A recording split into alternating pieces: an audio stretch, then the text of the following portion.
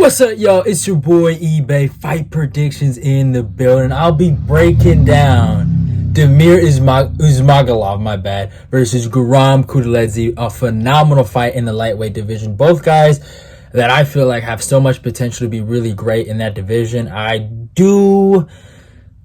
What's the word? I am concerned about their activity, but I think those guys have top 15 potential, man. I think those guys are just as good as those from 15 to 10 guys, man. When I look at the lightweight division, these guys are just as good as them. And Guram Kutateladze is fucking good, and he has a win over Gamrot, which is crazy. I'm just saying he's just as good as him, even though he has a win over a guy that's going to be main eventing next week against Arman Sarukian. So yeah, man, it's fucking phenomenal that he's kind of like under the radar, but the fact is he hasn't fought in a long time. And I mean, Damir had fought recently, but even before the Alves fight, he took a long break. So, you know, this is a big fight for both guys. And the honest story is getting back on the front page, getting back on the site, getting back on the rankings, just getting back on everyone's front page, knowing that these guys are legit guys and guys we should check out. But yeah, man, I love this fight, and whoever can really like almost show out and just perform, man, I think they're going to get another classic matchup and a really, really good high-ranked opponent. Like, if Guram wins this, I say you give him winner of Jalen Turner, Brad Riddell, or winner of Diego Ferreira versus Drakkar Klose. You give him someone of a higher elk, and obviously I think Diego Ferreira is going to beat Drakkar Klose. So, you know, that's why I brought that up. But yeah, and Damir, I think, man, he deserves a high-ranked opponent if he gets the victory here too, man. I can't wait. This is going to be a banger fight. A treat for the fans. Maybe these guys get the winner of not the winner of Joel Alvarez. Maybe Damir fights Joel Alvarez. No, he already beat Joel Alvarez. Never mind. I thought he was I'm tripping. But yeah, man, besides the point about the rankings, I think these guys should fight someone in the rankings. That's my biggest thing. Like, I think they should. But let's talk about the stats. Obviously, Damir comes to the record of 23-1, phenomenal record. Fights out of Russia, age 31, a height of 5'10", and a reach of 74. So he does have the reach advantage. Guram Kutateladze is 12-2. He's fighting out of Sweden. He's from Georgia, age 30, so he's a little younger. Height 5'11", so he's a little taller, but a reach of 72. So Damir, even though he's the shorter guy by 1 inch, not by a lot, he doesn't have no, he does actually have the reach advantage, which is going to be interesting. So we're going to see how that plays out. Damir, as you know, is a classic boxing style with really, really good grappling. He's really good on the pads, looks great. He's just a well-rounded fighter, if I'm being honest. And Guram is more of a striker, a powerful striker, really, really legit kickboxer. And yeah, man, it's going to be interesting. But let's look at Damir Ismagulov and what he's accomplished in the UFC, man. He's had some fights, man. I would say resume-wise, I'd have to go to Damir, actually. You look at the guys he's beaten, Joel Alvarez, Thiago Moises, Rafael Alves. Alves, man, he was fucking phenomenal win over there. And I think Alves has so much potential to be great in that division. For him to beat him, even though he did have some problems with Alves, and I will talk about that, even though he did get dropped, he was able to dominate him in the wrestling and just win a really good round, a really good fight against a Rafael Alves, who did, I think, take the fight on short notice. But obviously, we got to talk about activity, right? So he fights Rafael Alves. That was 11 months ago, but it was more recent than Guram, right?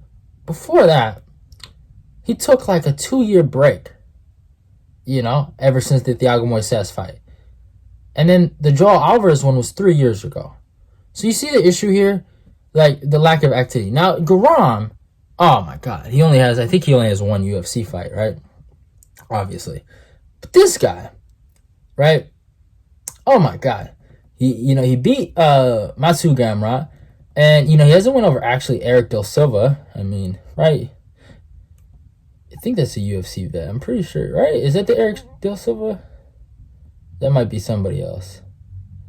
No. I was thinking about somebody. Okay. That's not the Eric Del Silva I was thinking about. But this guy did actually fight in the UFC. He fought on Tough, I think. Yeah. It's interesting. Ultimate Fighter. Yeah. But yeah, he beat Eric Del Silva. Some decent names. He's lost by knee bar, lost by decision. Obviously, wrestling's the path. But he beat Gamrot. He beat Gamrot. It was a split decision. I thought Gamrot won that fight. But, man, he hurt Gamrot in the second round. Obviously, he was the better striker, slick. It's not like Guram lost by a lot. It's not like Guram looked like he didn't belong there. He just got edged out. I think it was very, very close. And those guys, I think, are going to meet again, and it's going to be a phenomenal fight. But when Gamrot beat him, it was like, man, it was takedowns. It's very, very close, razor close fight, phenomenal fight. But there was an edge on the striking and a power that Guram Kutateladze brings. And Damir, we're going to talk about it, got hurt against Rafael Alves. And that's a big factor coming into this fight. I feel like Damir has to take a page out of what Gamrot was able to do in there. He's going to have to wrestle. And he's going to have to mix in his boxing. Obviously, level changes, feints are going to be important.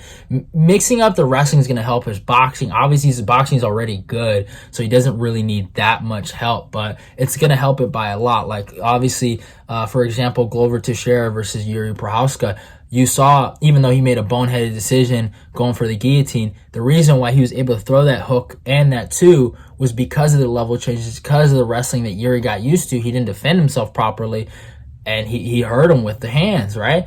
Damir can do that. If he can level change, I don't think he's going to hurt Guram with the hands, but he can confuse Guram, and the takedowns will follow, and the strikes will land, and he can put on a really good clinical performance in a 29-28 or 30-27 decision victory for him. And that's kind of the main way I can see Damir winning this, but I'm not picking Damir Ismagulov, even though I think he's a great fighter. I think he has a lot of potential to be great. I'm actually going to go with the Georgian here. I'm going with the underdog. I just think Damir, his chin is suspect. Even though he got hurt by a high-level guy in Rafael Alves, it was on short notice. And Alves, even prior to that, had a horrible weight cut against, I forgot the guy's name, Pat something, the little wrestler kid from Philadelphia. He's a lightweight. Trains with Chambra. I forgot that guy's name, but Rafael Alves had a horrible weight cut and then wasn't able to make that fight. So I don't know what kind of momentum he was on going into that Damir Ismagulov fight, what kind of training camp he had. I don't know if he was at 110%. Obviously, Guram's taken a lot of time off. Last time he fought was at Fight Island, and that was, a year and 6 months ago. But that guy, I already know he has some of the best wrestling training partners out there at All Stars Gym. His striking is great. His boxing is really good too. His takedown defense is suspect, but Gamrot is a great fighter. And I look at Gamrot really highly, and the fact that he made it that close to Gamrot, Diego Ferreira wasn't able to do that. Jeremy Stevens wasn't able to do that. Scott Holtzman wasn't able to do that. But this guy, Guram Kutateladze, was able to do that. Hurt him bad in the second round. And I think he's gonna hurt Damir, and I think the time off for Damir is gonna hurt him a lot more than it's gonna hurt Guram. Guram's a lot younger in his career. Damir is not. Damir has a lot more mileage on the tank, and I think you're seeing the wear and tear on him. Obviously he's not had wars or anything. I'm not gonna say that, but he does have a heavy boxing style. So what that can where that can lead. And I think Guram Kutateladze is going to land and get the knockout, actually, in the second round. I'm predicting a second round knockout. I'm going with the underdog. I think the Georgian's going to catch him.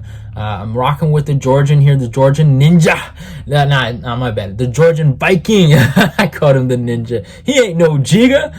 Ain't no Giga Chikadze. But yeah, man, I think this guy he's money right now. I think a lot of people aren't going to give him his credit. Obviously, he's fade material. Don't get it twisted.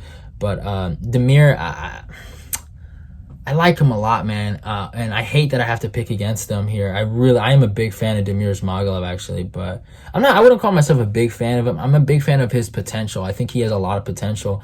But activity is a motherfucker, man. And his last fight wasn't a good look. It wasn't a good look, man. And that chin is suspect. I could be reaching here, and I could end up looking stupid. But yeah, I'm taking Guram Kutateladze by second round KO. But yeah, man, hope you guys enjoyed the breakdown, though. The Kevin Holland Tim Means breakdown will be coming out tomorrow. And then after that, I will be making a top 5 prospects to check out. And then, yeah, I might do a fight talk on Friday with Ed. I'm pretty sure I'm going to do it.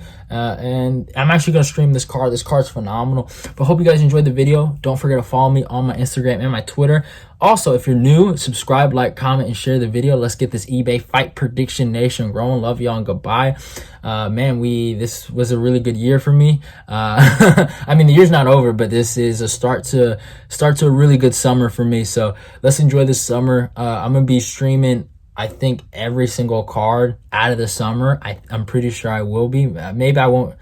I'm thinking about not streaming Jamal Hill and Thiago Santos, but I'm going to go 4 weeks straight. I've never actually done this before. Let's see how well it works. I think every card is phenomenal. Love y'all and goodbye. I'm out of here. Your boy eBay's out. And let's get this eBay Fight Prediction Nation growing.